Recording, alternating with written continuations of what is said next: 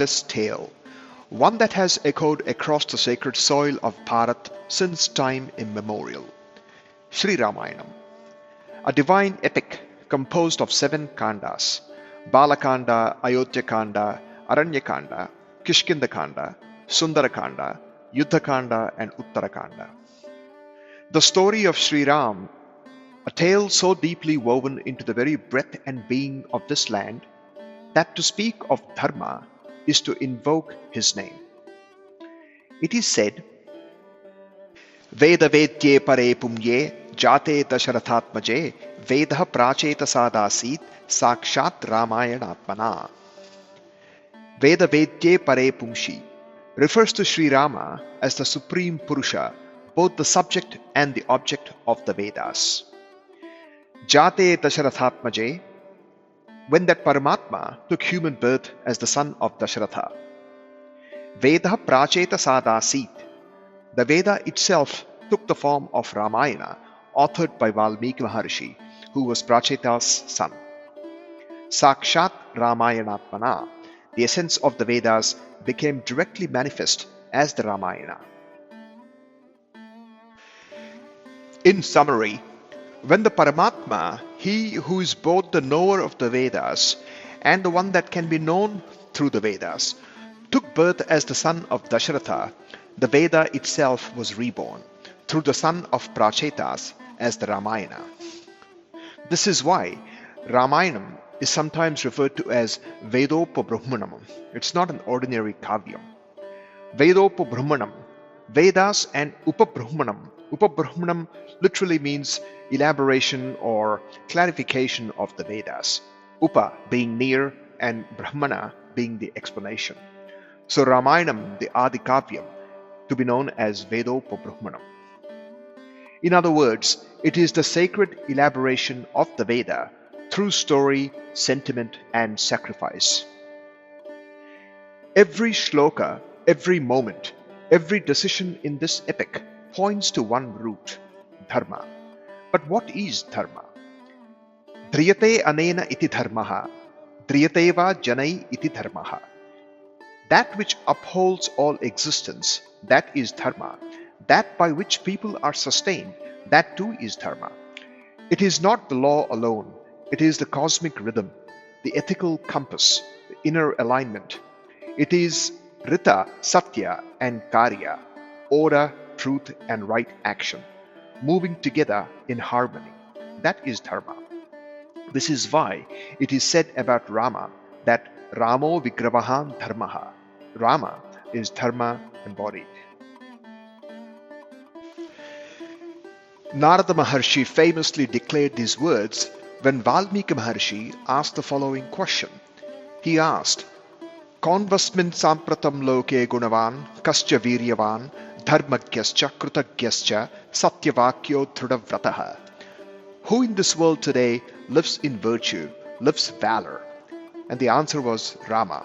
Not one who simply followed Dharma, but one who was Dharma, with eyes that wept, feet that walked, and hands that healed.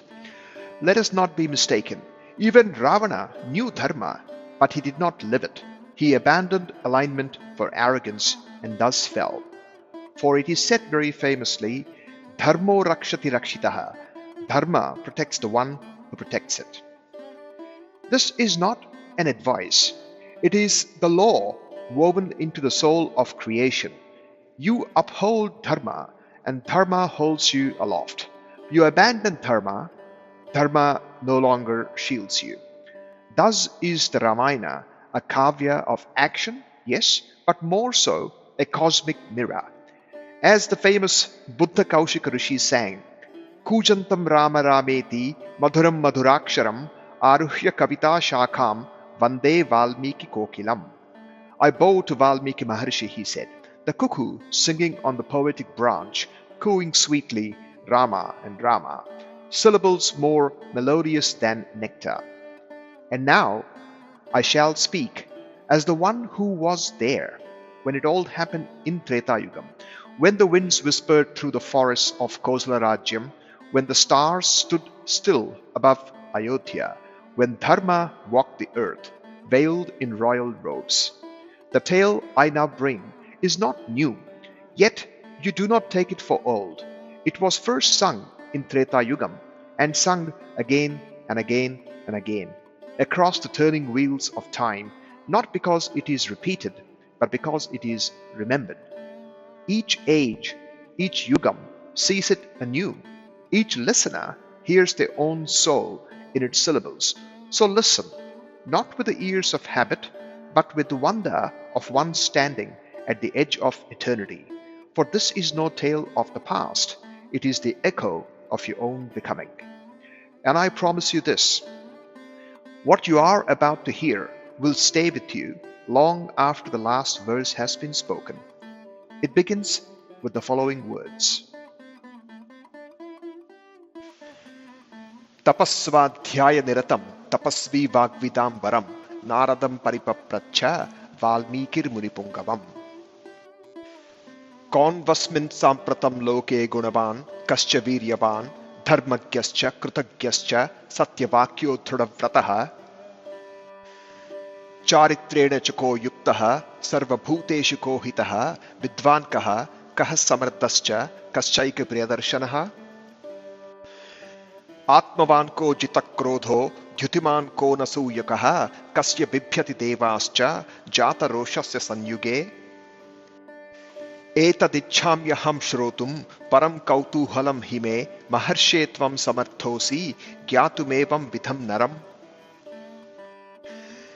श्रुत्वा चैतत्रिलोकज्ञो वाल्मीकेर्नारदो वचः श्रूयतामिति चामन्त्र्या प्रहृष्टो वाक्यमब्रवीत् बहवो दुर्लभाश्चैव ये त्वया कीर्तिता गुणाः मुने वक्ष्याम्यहं बुद्ध्वा तैर्युक्तः श्रूयतां नरः इक्ष्वाकुवंश प्रभवो रामो नाम जनैः श्रुतः नियतात्मा महावीर्यो द्युतिमान् धृतिमान् वशी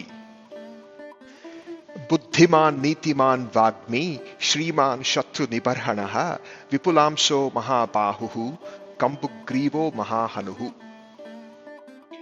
महोरस्को महेश्वासो गूढ़चतुररिन्दमः आजानबाहुः सुशिराः सुललाटः सुविक्रमः समः समविभक्ताङ्गः स्निग्धवर्णः प्रतापवान् पीनवक्षा विशालाक्षो लक्ष्मीवान् शुभलक्षणः धर्मज्ञः सत्यसन्धश्च प्रजानां च हिते रतः यशस्वी ज्ञानसम्पन्नः शुचिर्वश्यः समाधिमान् प्रजापतिसमः श्रीमान् धाता रिपुनिषूदनः रक्षिता जीवलोकस्य धर्मस्य परिरक्षिता रक्षिता स्वस्य धर्मस्य स्वजनस्य च रक्षिता वेदवेदाङ्गतत्त्वज्ञो धनुर्वेदे च निष्ठितः सर्वशास्त्रार्थ तत्वज्ञः स्मृतिमान् प्रतिभानवान् सर्वलोकप्रियः साधुरदीनात्मा विचक्षणः सर्वदा अभिगतः सप्तिः समुद्र इव सिन्धुभिः आर्यः सर्वसमश्चैव सदैव प्रियदर्शनः स च सर्वगुणोपेतः कौसल्यानन्दवर्धनः समुद्र इव गाम्भीर्ये धैर्येण हिमवानिव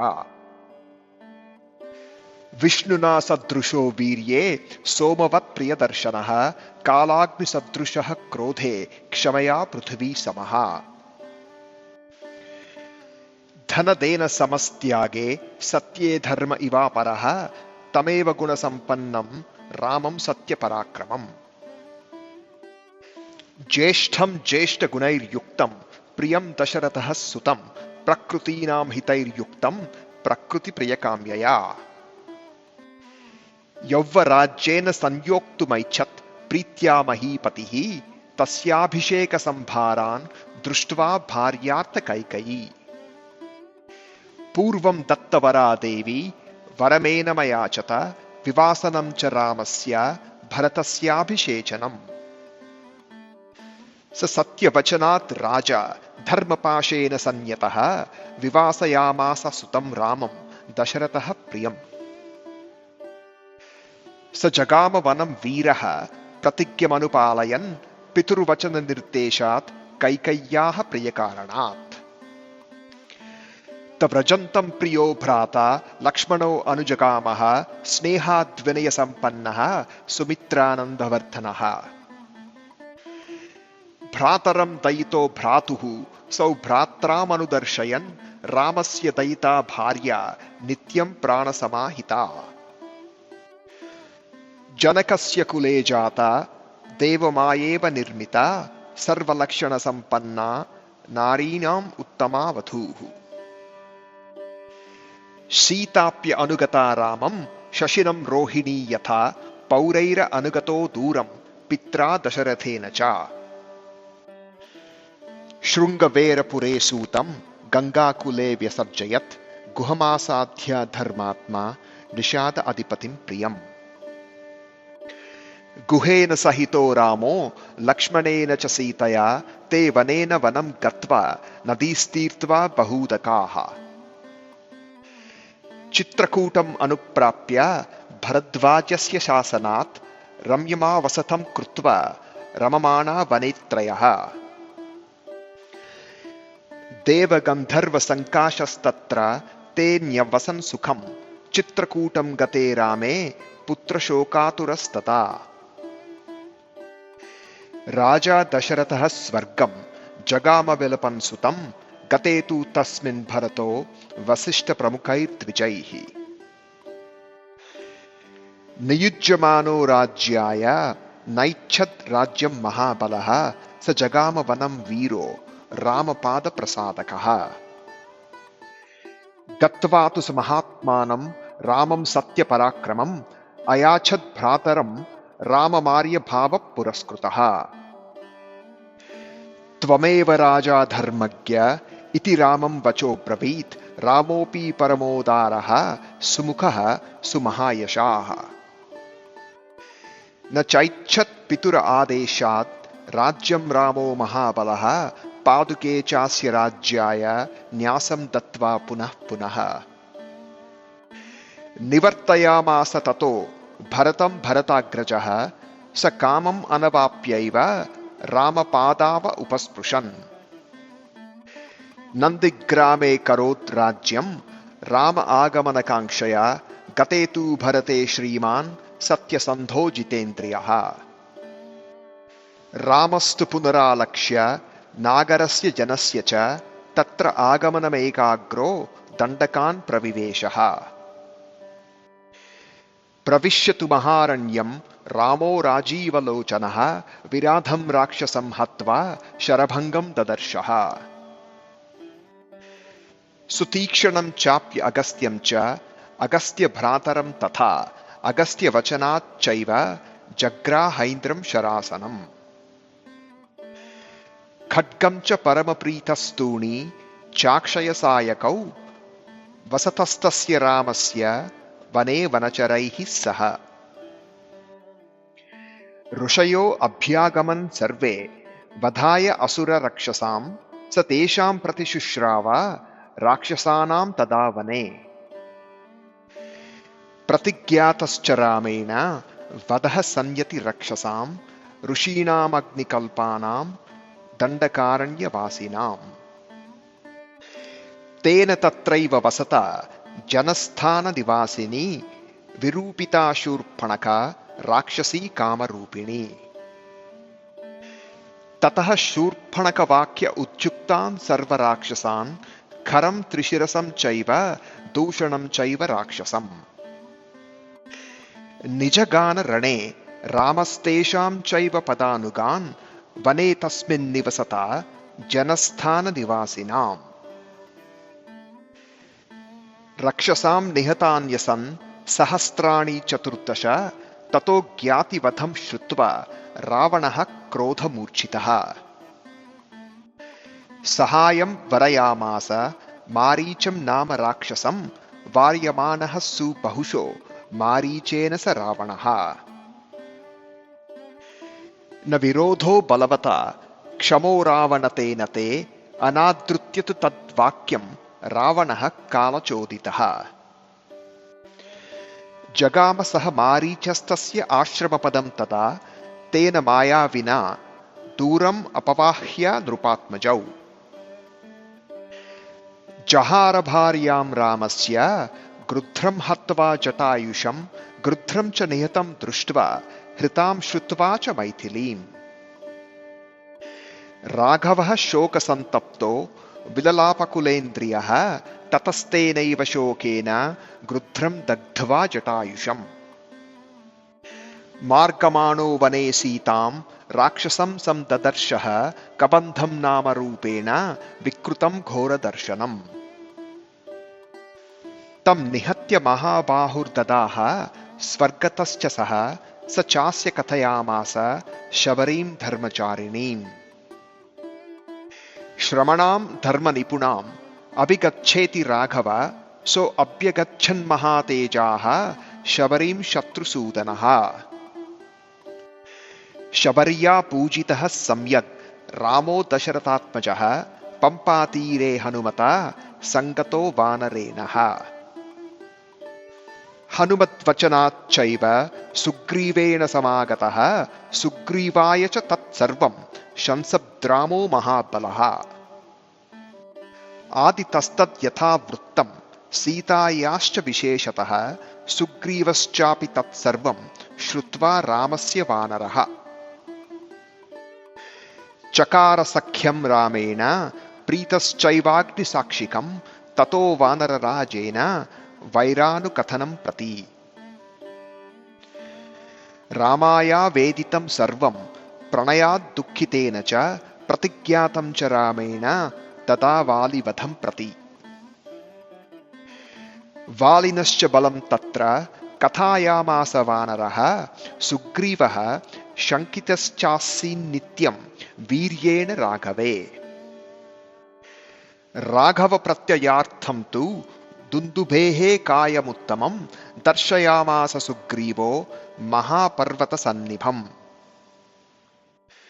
उत्स्मयित्वा महाबाहुः प्रेक्ष्य चास्थि महाबलः पादाङ्गुष्ठेन चिक्षेप सम्पूर्णं दशयोजनम्। बिभेद च पुनस्तालान् सप्तैकेन महेशुना गिरिं रसातलं चैव जनयन् प्रत्ययं तदा। ततः प्रीतमनास्तेन विश्वस्तः स महाकपिः किष्किन्धां रामसहितो जगाम च गुहां तथा। ततो अगर्जद्धरिवरः सुग्रीवो हेमपिङ्गळः तेन नादेन महत निर्जगाम हरीश्वरः।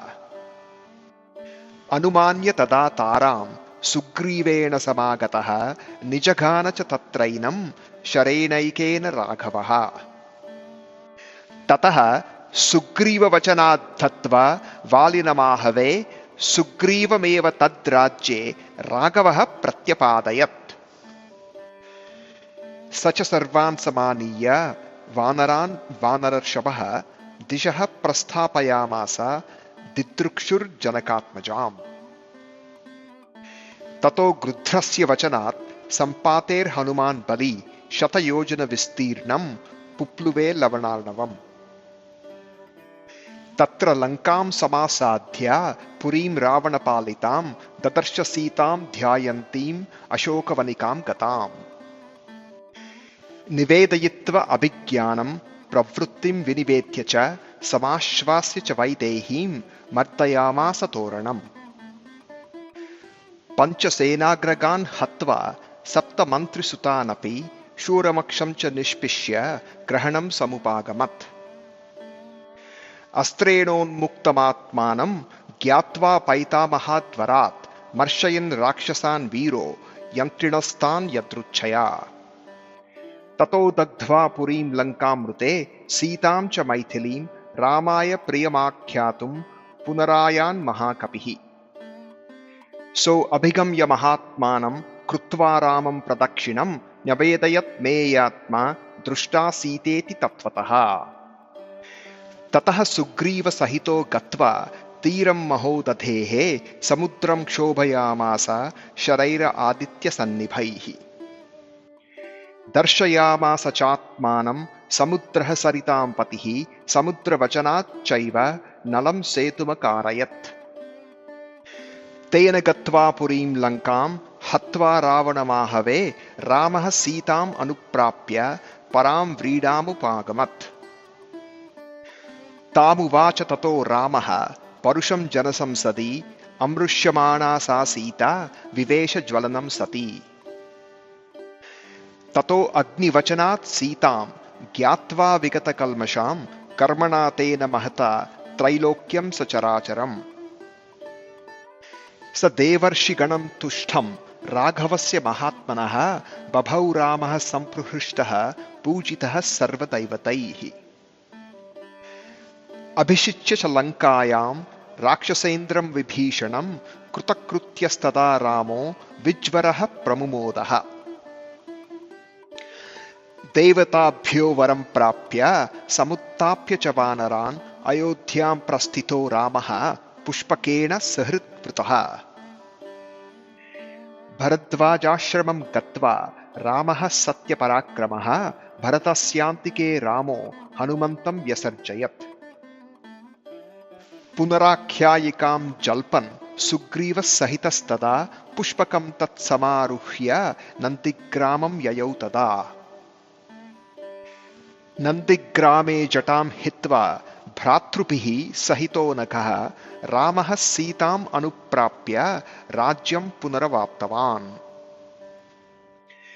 प्रहृष्टमुदितो लोकस्तुष्टः पुष्टः सुधार्मिकः निरामयो ह्यरोगश्च दुर्भिक्षभयवर्जितः। न पुत्रमरणं केचित् द्रक्ष्यन्ति पुरुषाः क्वचित् नार्यश्च विधवा नित्यं भविष्यन्ति पतिव्रताः। न च अग्निजं भयं किञ्चिन्नाप्सु मज्जन्ति जन्तवः न वातजं भयं किञ्चिन्नापि ज्वरकृतं तथा। न चापि क्षुद्भयं तत्र न तस्करभयं तथा नगराणि च राष्ट्राणि धनधान्ययुतानि च। नित्यं प्रमुदिताः सर्वे यथा कृतयुगे तथा अश्वमेधशतैरिष्ट्वा तथा बहुसुवर्णकैः। गवां कोटययुतुं दत्त्वा विद्वद्भयो विधिपूर्वकम् असङ्ख्येयं धनं दत्त्वा ब्राह्मणेभ्यो महायशाः।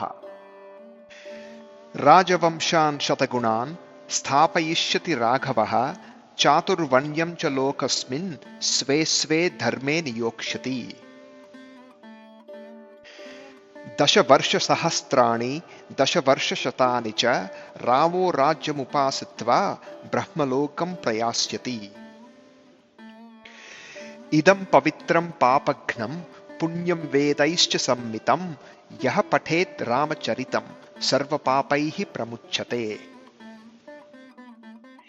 एतदाख्यानमायुष्यं पठन् रामायणं नरः स पुत्रपौत्रः स गणः प्रेत्य स्वर्गे महीयते। पठन् द्विजो वागृषभत्वमीयात् स्यात् क्षत्रियो भूमिपतित्वमीयात् वणिक्जनः पण्यफलत्वमीयात् जनश्च शूद्रोऽपि महत्वमीयात्। I have watched the rise and fall of worlds, the weaving of Dharma through the loom of lifetimes. Do you know what happens when a question is asked, not from doubt, but from sacred longing? It is not a simple prashna. It is called paripapracha. In Vālmīki ashram, where time itself seemed to have slowed down, Vālmīki Maharishi sat absorbed in silence.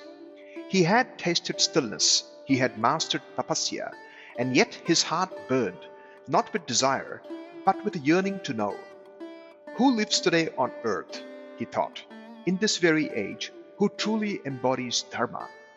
So, Yadruchaya, when Nārada Maharishi arrived at Vālmīki ashramam, Vālmīki made a paripapracha.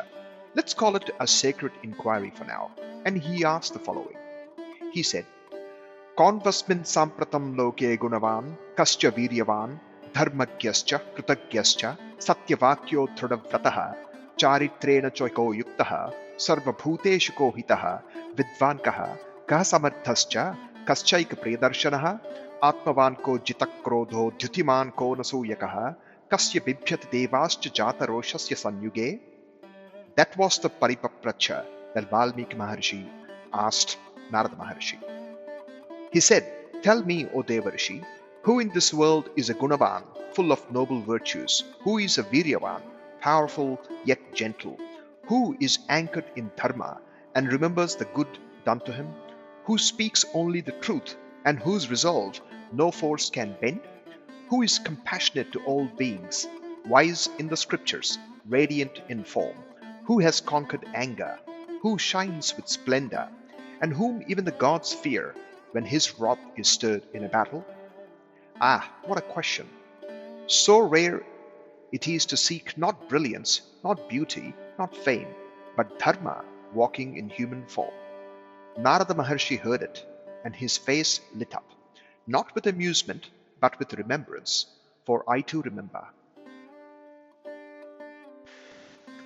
I have watched Rama across lifetimes. Even when he walked as a man, the worlds trembled around him. He had subdued his own mind, not just his enemies. Powerful, radiant, self-controlled, his strength lay not in conquest, but in character. His speech as smooth as the sacred Ganga, his arms long as the rain cloud's reach, his gait that of a lion, yet gentle like a swan, eyes white like lotus petals, heart deep as the ocean. Narada Maharshi described him, but no words were enough. He knows the essence of Dharma and protects it as his own breath. He knows the Vedas and the Vedangas. He is skilled in archery, flawless in memory, beloved of all, like the rivers who seek the sea, said Narada Maharshi. And what was he to his mother? A joy to Kausalya, said Narada Maharshi. Firm like the Himalayas, vast like the ocean. In wrath, he is like the fire that ends creation. In forbearance, he is earth itself. He shone like Vishnu in courage. He walked the earth with the grace of Chandra, the moon. But his fate was like mine, full of turns no man can foresee. Narada Maharshi continued, when the king Dasharath prepared to crown Rama, fate twisted through the lips of Queen Kaikeyi. Bound by a boon, she asked for exile, and the king, a prisoner of his own word, banished his own son to the forest. I remembered that moment. Even the wind seemed to halt in shock. Yet Rama, gentle, dharmic, unflinching, smiled and obeyed. He departed to the forest, clad in bark, but robed in dignity. Beside him walked his brother, Lakshmana, fierce in devotion, and Sita, the luminous one, walked too, a flame born of the earth, pure and serene. They went not in defeat, but as the protectors of the cosmic rhythm, Dharma. Even the trees bowed to them, and even silence hummed their names. The wheels of fate turn not with noise, but with quiet inevitability. Dasharatha wept, but his tears could not drown the decree of Dharma. Bound by truth, the old king banished the very son who was his breath. And Rama, lotus-eyed, stood unshaken, not by emotionless detachment, but by something rarer, a clarity of duty. Let it be, he said, and the forest received him. His sandals touched the sacred soil. Lakshmana followed like the flame that follows the lamp, and Sita, the jewel of Janaka's line, walked beside them, not as one cast out, but as the essence of Shakti that moves with its Purusha. In the southern woods, they passed many rishi ashrams and rivers until they came upon the Nishada king Guha at Sringaverapura on the banks of Ganga. Guha offered boats, berries, and tears. You are my master, not Dhritarashtra, he whispered. But Rama embraced him, but sent back Sumantra, the charioteer, the last tether to Ayodhya. Even the boat that bore them across the Ganga did not creak. It knew it carried not exiles but destiny. Through forests thick with memory, they came to Bharadvaja Ashram, and then to Chitrakutam, where they built a leafy hut beneath whispering trees. There they lived as devas might in disguise, free from city's noise, yet full of inner splendor. Back in Ayodhya, Sumantra returned with empty reins and a heart full of silence, and Dasharatha, stricken with separation, uttered Rama's name once more and then died. I saw his soul rise like a flame towards Svarga. Even there, he wept, not with pain, but from love unfulfilled. The throne lay vacant, but Rama's younger brother, Bharata, just returned from his maternal uncle's land, did not reach for the crown. Instead, when the Brahmanas led by Vasishtha urged him to ascend, he placed his hand upon his heart and said, "No, Rama is the king, I am his servant." He donned no royal robes, he rode no elephant, he walked barefoot to the forest to beg his elder brother to return. Have you seen a kingdom ruled by sandals? In Chitrakuta, Bharata fell at Rama's feet, his eyes two burning lamps of grief. Come back, he pleaded. The people long for you. Ayodhya weeps. But Rama, child of Dharma, son of truth, replied, I cannot forsake my father's word. He offered instead the Padukas, his wooden sandals. Bharata took them as one would take relics of the Devatas.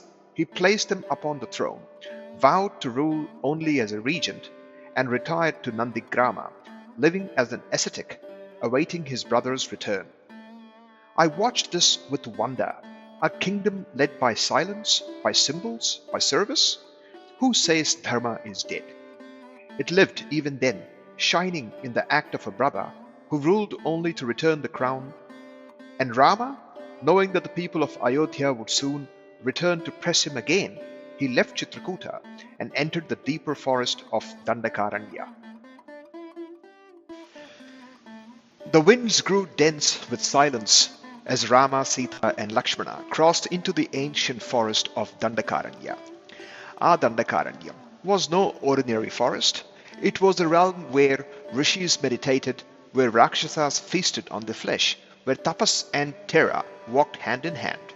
It was not trees Rama walked along or walked amongst, but karma waiting to unfold. And so when the demon Rakshasa Viradha rose like a living nightmare, seizing Sita in his foul arms, roaring like a thunder, it was not fear that filled the air, but destiny. Rama struck him down. You are no Rakshasa, he said. And indeed, as flames consumed the monstrous form, a celestial being emerged, freed from a curse, and ascended to the heavens. In the ashes of the Rakshasa, Dharma is often revealed. They journeyed deeper, meeting rishis like Sarabhanga Maharshi, whose body glowed like fire about to extinguish, and Sutikshna, whose heart was lit with renunciation, and then of course Brahmarishi Agastya Maharshi. O Brahmarishi Agastya Maharshi, the Brahmarishi who drank the ocean, who silenced the mountains, who alone could tame the volatile south. He gave to Rama divine weapons like a mighty bow, a shining sword, and quivers that never emptied, all once gifted to him by Devaraj Indra. Why? Because the forest itself had prayed for deliverance. The Rishi Sanghas of Dandakaranyam gathered, radiant as sacrificial fires, and spoke, O Rama, we suffer under the terror of Rakshasas.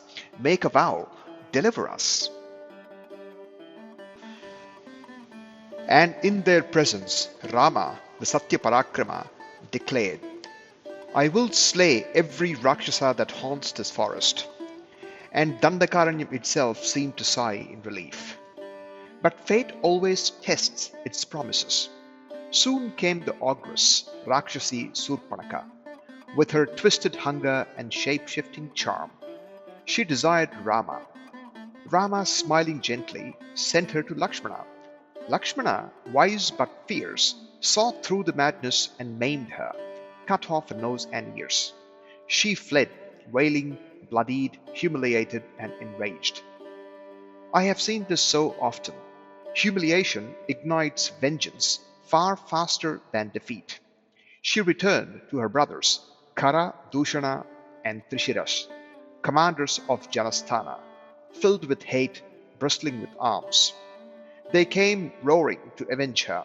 14,000 Rakshasas charged through Janasthanam and desecrating the air, shaking the earth. But Rama stood alone, Sita and Lakshmana watching from afar. The trees turned silent, even the birds stopped mid-flight, and I, time myself, held my breath. With arrows that shone like lightning, with fury that moved through the wind, Rama struck them down one by one. Kara fell, Dushana fell, Trishiras fell. 14,000 Rakshasas lay dead. And yet Rama's brow did not even crease. His pratigya has just begun. Dandakaranyam, the forest itself echoed with stillness, not because peace had returned, but because something darker was approaching. Ravana heard the cries of his slaughtered kin, his sister Surpanaka disfigured, his generals annihilated. He was not just a king of Rakshasas, he was a Loka Vinashak, a destroyer of cosmic order. And like all tyrants, his wrath was fueled not by justice but by wounded pride. He turned to Maricha, the shape-shifting Rakshasa who had once tasted Rama's arrow. "Help me," he commanded. "I shall steal away Rama's wife." And Maricha, wise from pain, warned him, "Do not provoke Rama. Rama is no ordinary man. He is death disguised as a Dhanurdhari." But when death whispers in the ears of the arrogant, they hear only their own desire. Driven by lust, Ravana ignored Maricha's counsel, and so Maricha, compelled, transformed into a golden deer, glowing, enchanting, luminous like temptation itself. And Sita, gazing upon it, was enchanted. "Bring it for me," she pleaded, "alive or as a jeweled skin." Rama, smiling, followed the illusion, and Lakshmana too soon drawn away. And thus the ashram was left unguarded. And then came Ravana. Guised as a sannyasi, he approached like a shadow, but when Sita offered him food, he showed his true shape, 10-headed, terrible, and lust-blinded. She, the jewel of Janaka, rode her refusal. She spoke of Dharma, of marriage, of sin, but the demon laughed, seized her, and rose into the sky. The trees swept, the earth trembled. The deer fled, but one soul, wounded and aged, saw it all. Jatayu, the king of vultures, friend of Dasharatha. With wings as old as wind itself, he flew to intercept Ravana. "Release her, O sinner!" But Ravana drew his sword. Wings torn, chest pierced, Jatayu fell. His blood-like sacrifice poured onto earth, and Sita vanished behind the clouds, her cries trailing like smoke after fire. When Rama returned, he found not her, but only silence and feathers soaked in blood. He wept, not as a man, but as a soul severed. "Where are you, O Sita? O earth-born goddess, O breath of my being?" And then he beheld Jatayu, dying, gasping, faithful. Jatayu spoke. She was taken by Ravana towards Dakshina, the south. And with that truth, his final breath left him. Rama cremated him with the rites due to a father, for such is Dharma, to honor even a bird who upholds righteousness. But the grief did not leave him. Like a tide, it surged as he searched. And soon in the dense forest, he met a grotesque being, Kabandha, another Rakshasa. Kabandha had no head, his face in his stomach, arms like trees, and voice like thunder. Even Kabandha fell to Rama's arrows, and from that fallen husk emerged yet another Gandharva, freed from curse by Rama's grace. The Gandharva said, "Seek Sabari whilst ascending to the skies. She waits for you with a deep devotion." In the forest of quiet trees and whispering winds, Rama came to Sabari ashram. Sabari, an aged tapasvi of the Nishada people. She had waited long, tending her ashram not for her own salvation, but for a glimpse of the one who would redeem the world. When Rama came, she fell at his feet. She offered him fruits, tasted for ripeness, and her devotion turned the humble forest into a sanctum of grace. Now that I have seen you, she said, I am fulfilled, and she left her body like a flame merging with the space. But the journey did not pause. Guided by the memory of Jatayu's last words, Rama came to the banks of Lake Pampa, where fate was preparing to bind him to destiny. There he met Hanuma, the Vayuputram, the Vanarayudha Mukhyam.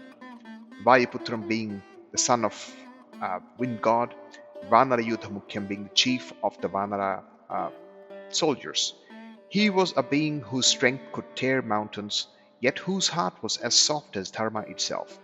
Who are you, a tapasvi with a lion's gaze? He asked, and Rama, smiling, told his story of exile, of abduction, of loss.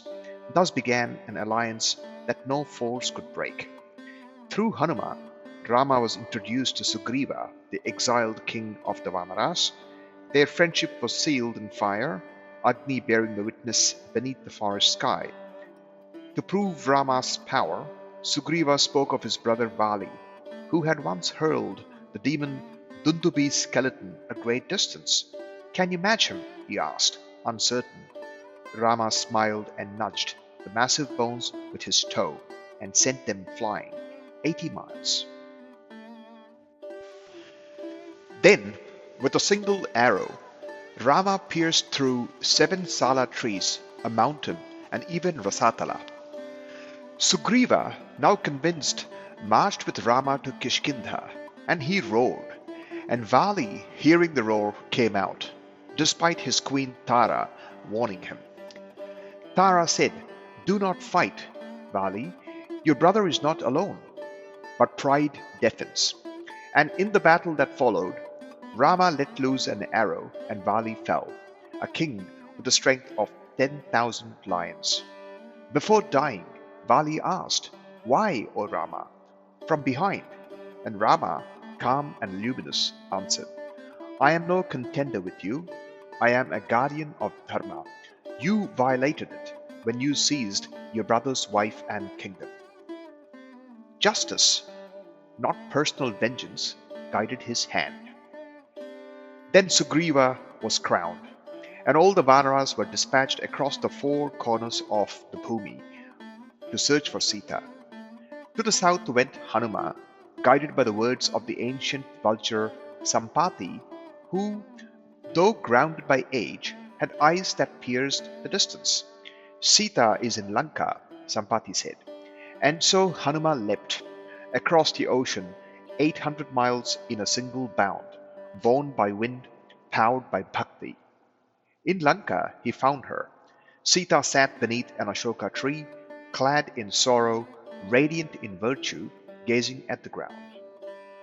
Hanuma gave her Rama's signet ring, whispered words of hope, and offered to carry her away.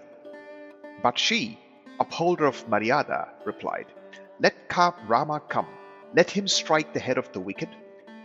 Hanuma, before leaving, set fire to the Rakshasa city. Lanka burned, yet Sita's grove remained untouched. Returning to Rama, Hanuma told all, and with Sugriva's armies, Rama then came to the shores of the southern sea. When the ocean did not yield a path, Rama strung his bow, and Samudra appeared trembling before Rama, pleading for mercy. At his request, the Vanara engineer, Nala, built the great bridge, the Setubandha, a path of stones across the roaring sea, and across it marched the whole army. And then Lanka fell. Rama slew Ravana in battle. His arrows, like mantras chanted in flame, the 10 heads fell, one by one, and Dharma rode in victory. But Sita, she stood in the battlefield, wounded not in body, but in dignity. To prove her purity, she entered the flames. If I am untouched, let Agni bear witness, she said. And Agni emerged, holding Sita aloft, radiant, unscathed. Rama, silent, accepted back. And the Devatas all descended. Indra, Brahma, Shiva, all praised Rama. You are Narayana, they said. You are the upholder of Dharma, the cosmic order. Rama crowned Vibhishan, brother of Ravana, as the king of Lanka. And then on the aerial chariot Pushpaka, Rama, Sita, Lakshmana, Hanuma, and Sugriva and others flew towards Ayodhya. There Bharata waited, still clothed in bark, still ruling from Nandigrama.